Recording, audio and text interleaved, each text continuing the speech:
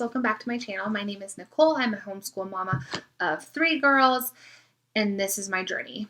I share homeschooling stuff. I share homeschooling girls.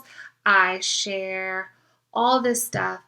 And one of the things that is dearest to my heart is sharing homeschooling a dyslexic child. So my oldest is in 2nd grade. She is 8 years old. She is fabulous. She is intelligent. She is creative. And she is what has pushed us or got us into homeschooling. A couple years ago, when she was in public school, she was really struggling. She was gifted in some areas, but really struggling in reading and spelling specifically. We dealt with all the normal school stuff. We tried to do IEP meetings. She didn't qualify for IEP meetings because she was too gifted in other areas. She didn't qualify for help. The teacher, because I volunteered so much at the school and was really involved in the school and had been,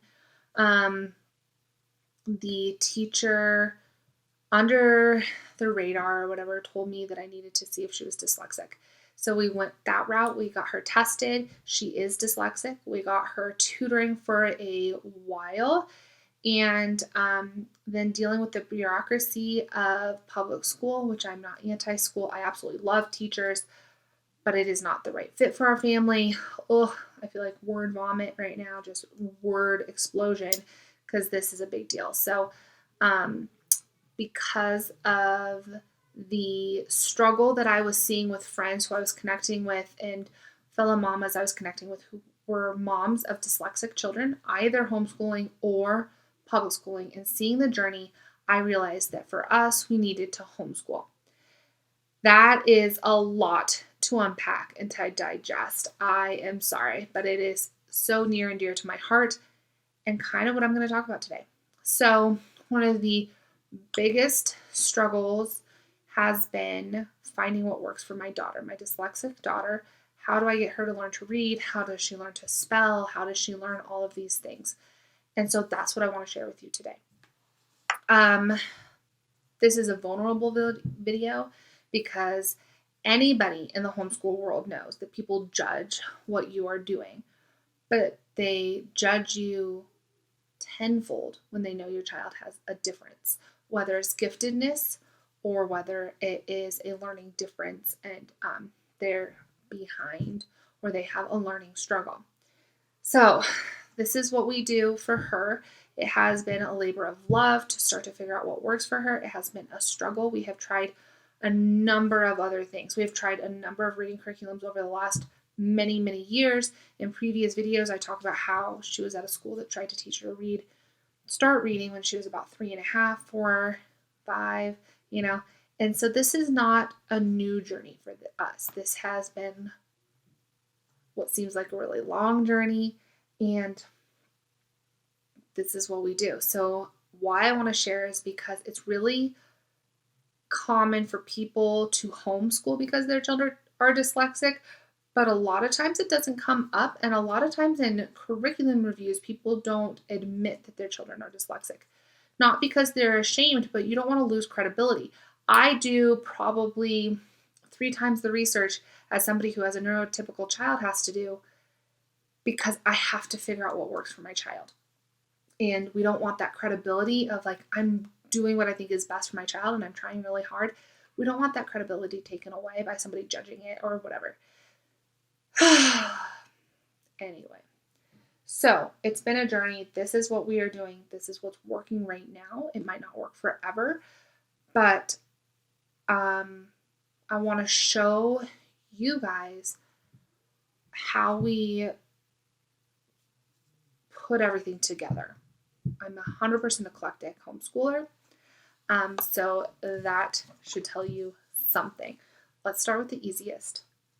This is Handwriting Without Tears. Super common. This is actually a book from my daughter's old school. She really hasn't even finished it, but I really like Handwriting Without Tears. I will have my other children do it as well. It teaches a really nice way of forming the letters. I like the verbiage they use for manuscript handwriting. I highly suggest starting with Handwriting Without Tears, but let me warn you, it is not fun. And I have yet to meet a kid who's like, yes, handwriting without tears. So if you have a child like mine who is creative, or if you just have a child who doesn't want the boring handwriting books, I highly suggest The Good, the Beautiful Handwriting. We are doing level 1. This is her. She's been doing this book for over a year because we don't do it all the time. Look at this. I love this curriculum. It is by The Good, the Beautiful, so it does have a tiny bit of Christianity in it. But it has, as you can see, it has the artwork, it has the practice of all the letters and all of that. I really, really, really thoroughly enjoy this handwriting, and my daughter does not fight me on this handwriting at all. So I highly recommend that as well. So now it gets into kind of the crazy. I promise you I'm not crazy. I've done a lot of research. My daughter does not go to tutoring anymore, but she did go to dyslexic specific tutoring for a while. So the holy grail of teaching children to read, whether they are dyslexic, neurodiverse, or completely neurotypical and just gonna learn everything easily, is Orton Gillingham OG reading, which is basically teaching kids really strong phonics and phonemic awareness and all of this stuff. Because my daughter doesn't have severe dyslexia, she just has mild dyslexia, we are using All About Reading. I know that this is very popular curriculum. A lot of people use this curriculum.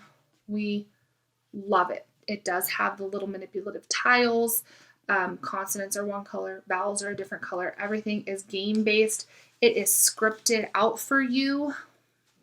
It has games, fluency charts, what the teachers say, what the teachers are teaching. It has flashcards. It has kids moving the tiles around.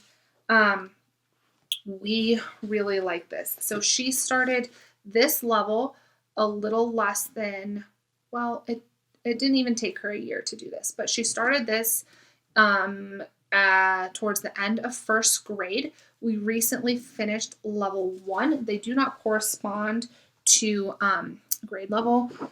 Just, I would suggest either doing, I think they have a like a placement test online, but I think especially if your child is coming from any kind of previous schooling or anything like that, do level 1 and move your way through and move quicker if you can. Go at their own pace. We are now on level 2. This one is fun because it's in color, which my daughter's all excited about that it's in color. So far it's going well. She's not getting distracted. Again, it has everything scripted. It has the flashcards. It has the coloring pages and all of that. I really like All About Reading. Something to remember about All About Reading is you do not do longer than 20 minutes at a time, even if that means you are stopping in the middle of a lesson. When we do stop in the middle of a lesson, either because the time is going too long or we need to take a break because her brain is getting fatigued, every time I start a lesson or start a day of All About Reading, I will go through the flashcards. Uber important, tremendously important. I'm going to see if I can reach down and get, I'm not crazy, I promise, my notebook for All About Reading. So this is the level she's on right now. It's level 2. If you see, I put it in, as I'm knocking things over. As you can see, I'm putting it in page protectors, and I prep everything ahead of time. So this isn't a page protector. I label it with the lesson number and the page numbers, and it has everything we need for the lesson in here. That is the game for the lesson. This is a fluency chart and passages. Again, and I do this for everything, and everything is very hands-on. It is multi-sensory, which is tremendously important for a dyslexic child. So All About Reading is the spine of our reading.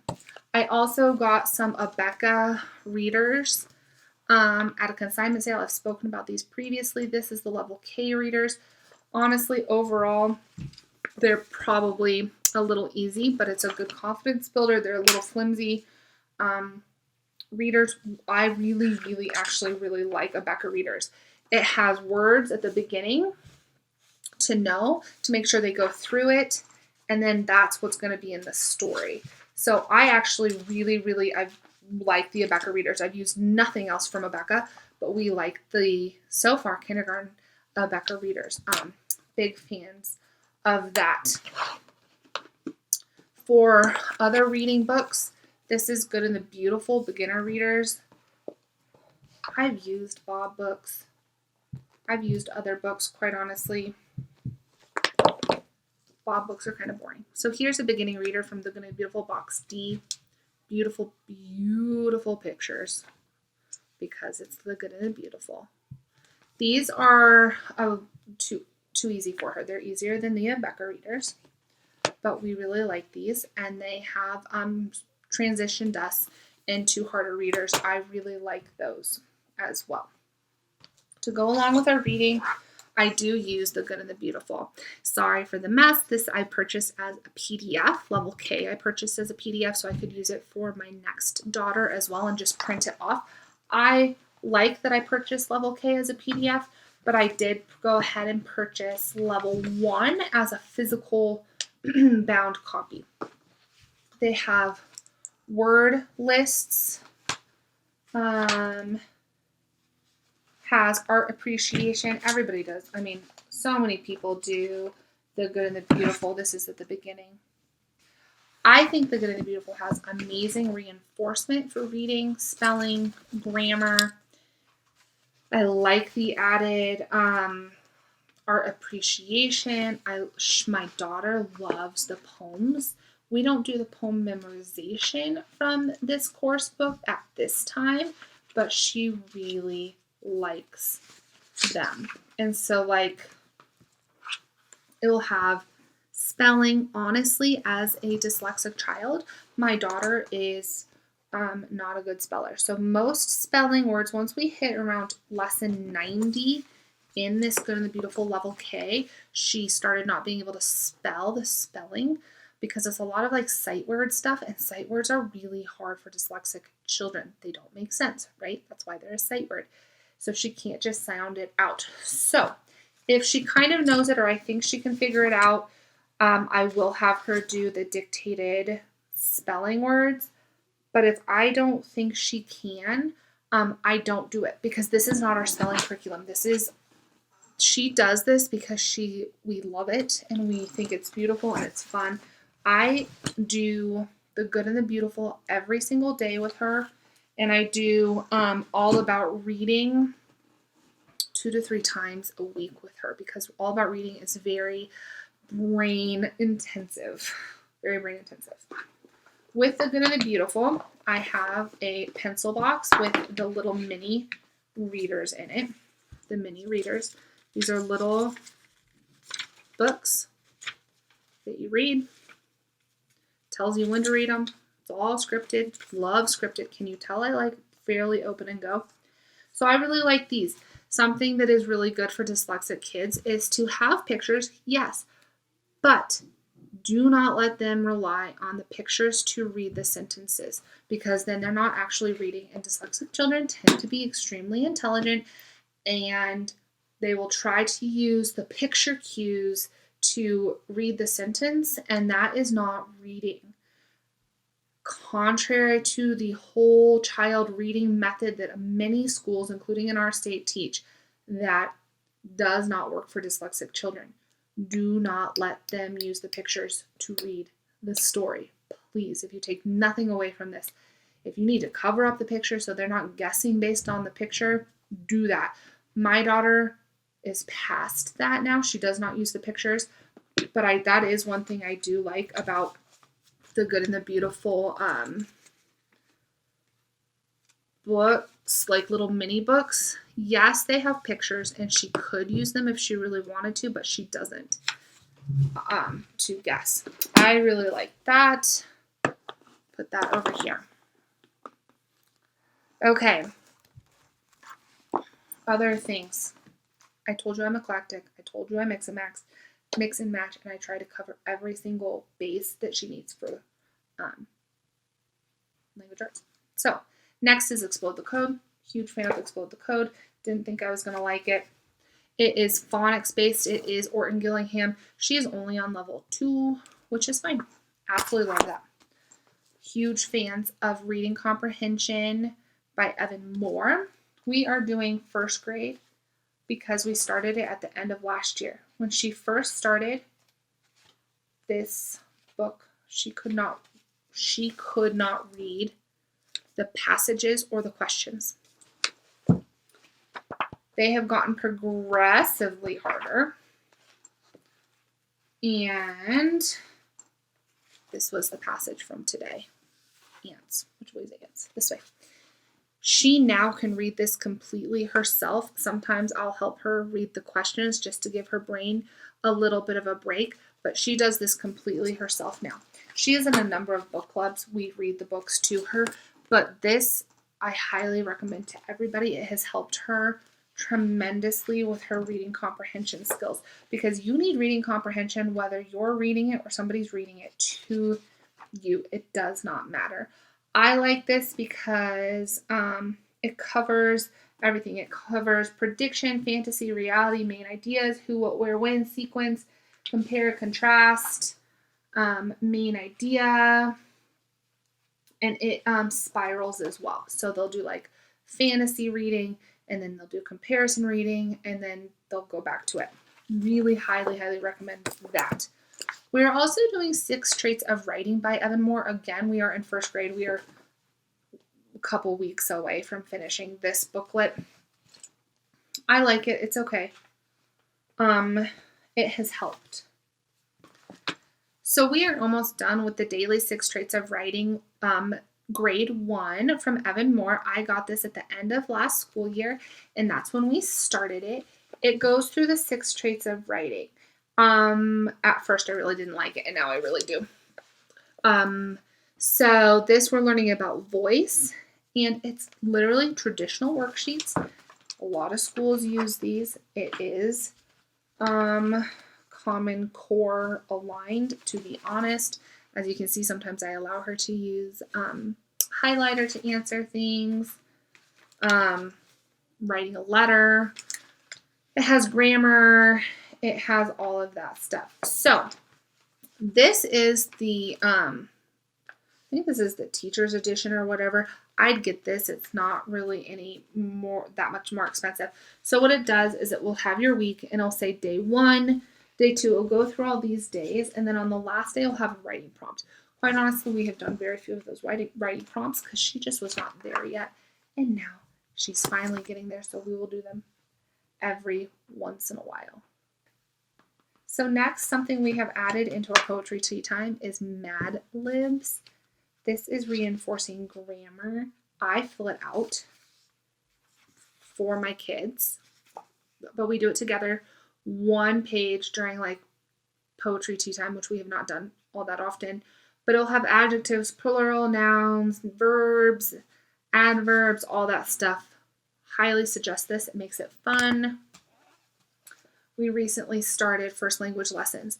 The reason I started this was because my incoming kindergartner, I wanted her to have some of this information. We're on lesson 10, and we are learning nouns still, person, place, thing. They have poetry memorization. They are learning common nouns and proper nouns right now. They are encouraged to answer in full sentences. Again, this is a fully scripted curriculum.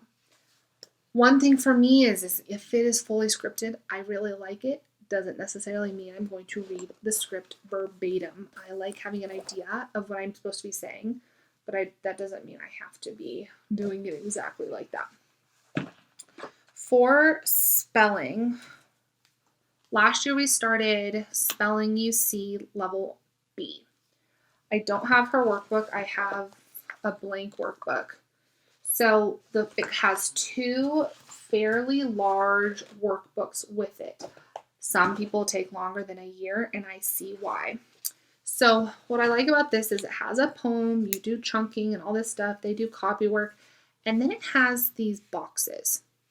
And I like those boxes, and I really noticed it helped her writing, and farther in the book, the vowels are in the grayed out boxes, but it really helped her spelling to know how many letters. I honestly really, really liked this book. But we only went through book 1 with her, and then she begged me not to do it anymore.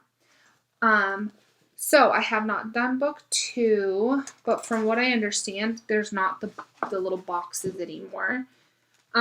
It's copy work and then memory, and you write it from memory or whatever. So we haven't done this, quite honestly. I plan on doing it during the summer because I think it helped her spelling tremendously. Now, something to be aware, it didn't really help with sight word spelling or basic word spelling, as in like the, who, what, when, those kinds of words that are traditionally sight words. I noticed that this curriculum doesn't really teach that, but she could spell harder words than that, and it helped to have the chunking, like vowel chunking or consonant chunkings or whatever. This again has the instructor guide. You do need the instructor guide, in my opinion. Just get the whole set. So because she begged not to do spelling you see anymore, pretty sure we'll do it again. But we have started all about spelling. Gotta tell you, it is boring, in my opinion. It is scripted. It has no color. It has phonogram cards, sound cards, and key cards. It has the tiles that you manipulate. This is what you do with the tiles. My daughter really likes it. I haven't noticed an improvement in her spelling per se with this yet, but we'll see. All About Spelling, you start when you are done with All About Reading Level 1. Do not start All About Spelling Level 1 until you have completed All About Reading Level 1. It's okay. I don't know. She likes it. We're going to probably, my goal is to finish this and then go from there and see what we're going to do for spelling. Spelling is a challenge. Sight words, which are just common words, high frequency words, are a struggle for us daily. Okay. And then I think that this is, well, the two last things. One, we have a primary journal. I will do writing prompts every once in a while. I will dictate, or she'll dictate to me every once in a while. We do this sometimes. We have story cubes and story cube dice or story cards or whatever. She has to make up her own stories. And then the last thing we do is essentials in writing. Again, I don't do this all of the time. We have been working on this level 1, for over a year. It is not spell. It's literally just writing. So this is learning common nouns. Sorry, we have a baby in the house. Can you tell? Who likes to pretend like she's doing school 2. Adjectives, action verbs. So the whole first half of the book is grammar. We have just started the second half of the book that is going into parts of paragraphs. It has a DVD that's really short before every lesson, and then the teacher teaches the lesson, and then I sit down with her and do the pages. Like this lesson 23 has, so you watch the lesson at the beginning. Okay, so you watch the lesson at the beginning, then you do the worksheets, and we just do one worksheet a day. And again, we don't do it every day. We only do a couple a week, if that. We've obviously taken breaks. It's taken us over a year to do this. But honestly, it's really good. It's a little pricey, honestly. But I like the teacher. He's really fun. My daughter likes it. So I haven't decided yet on moving on to the next level. But I kind of just wanted to share with you.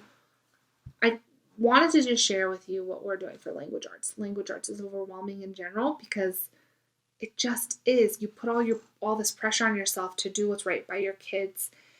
And then it has to be customized because some kids learn better this way or that way. So this is what we're doing for my dyslexic daughter, which I know is overwhelming to try to pick everything for a dyslexic child. This works great for my mildly dyslexic child. This is what we use. We love it. I'll continue to use the levels we're on, and I'll keep you posted on what's coming up. Hope you enjoyed this video. Hope it didn't go too long. Hope it inspired you, gave you some ideas or tips and tricks. I'll talk to you later. Don't forget to subscribe. Thanks.